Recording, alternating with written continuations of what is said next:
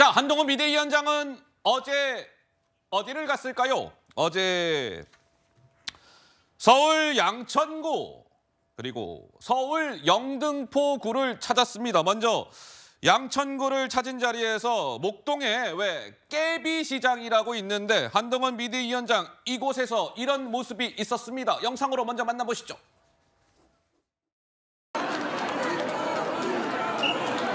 보수당의 정치가 그동안 여러분을 실망을 시켰던 이유가 있었다고 생각합니다. 그 이유는 싸워야 할 때 몸살이고 싸우지 않았고 이겨야 할 때 무능력했기 때문입니다. 저는 그렇지 않습니다. 우리는 우리 몸이 다치는 것을 두려워하지 않고 싸울 사람들입니다.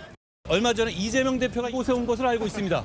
그분은 권력은 잔인하게 쓰는 것이라고 말했습니다. 저는 거기에 동의하지 않습니다. 여러분, 저는 권력은 시민을 위해서 쓴 것이라고 생각합니다.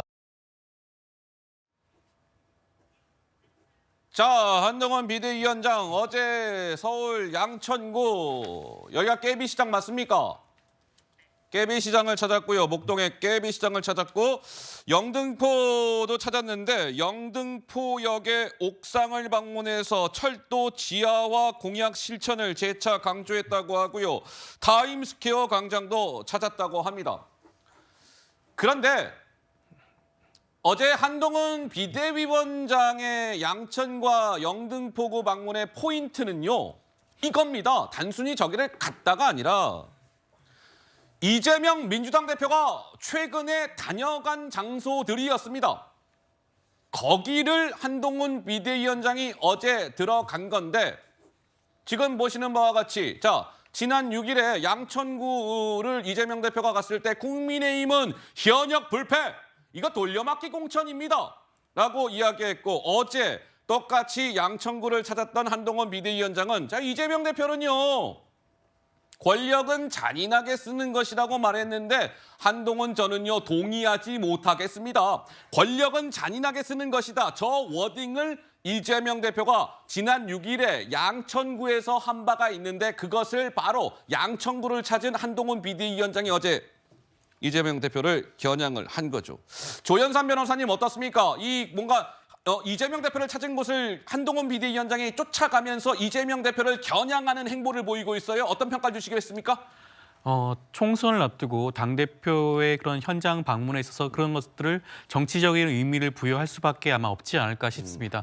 한동훈 비대위원장의 경우에는 지금까지도 이재명 당대표 때리기에 골똘하고 골몰했죠. 그런데 이제는 현장 방문까지 따라 나서면서 이재명 때리기에 나서고 있는 것으로 보여지는데 글쎄요. 지금 한동훈 비대위원장이 이번에 총괄선대위원장을 맡아서 원톱을 하고 있긴 하지만 이번에 나경원 의원이라든가 지금 나머지 의원들의 경우에는 수도권 공략 그리고 중도층 외연을 확장하기 위해서 그런 분들을 모시지 않았겠습니까? 예. 그것 자체는 한동훈 비대위원장이 보여주고 있는 한계를 당 내에서도 인지하고 있는 게 아닌가 싶습니다. 중도층 확장에 대한 한계가 분명히 있는 게 아닌가. 이재명 때리기라든가 종북 청산이라는 그런 이념적인 구호만으로는 중도층의 표를 얻을 수 없다. 그런 한계를 분명히 보여줬음에도 불구하고 다시 한번 이재명 때리기에 골몰하는 것은 어떻게 보면 포지티브 선거 전략으로 나가야 되는 집권 여당 당대표 비대위원장 입장에서는 온당치 않은 모습이 아닌가 싶습니다. 자, 이제 양천구를 방문했을 때도 저러했고 어제 영등포구를 찾은 자리에서도 한동훈 비대위원장은 얼마 전에 이 영등포에 이재명 대표가 왔다 갔는데요. 이 대표는 영등포에서 뭐 이렇게만 하고 갔습니다. 이렇게 또 이재명 대표를 겨냥했습니다. 직접 들어보시죠.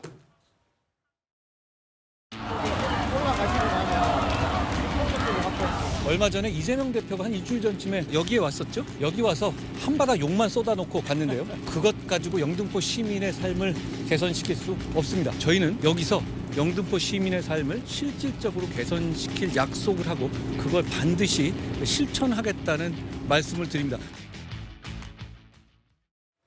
자, 뭐 이재명 대표가 이 영등포에서 욕만 쏟아놓고 갔습니다라고 이야기를 했습니다.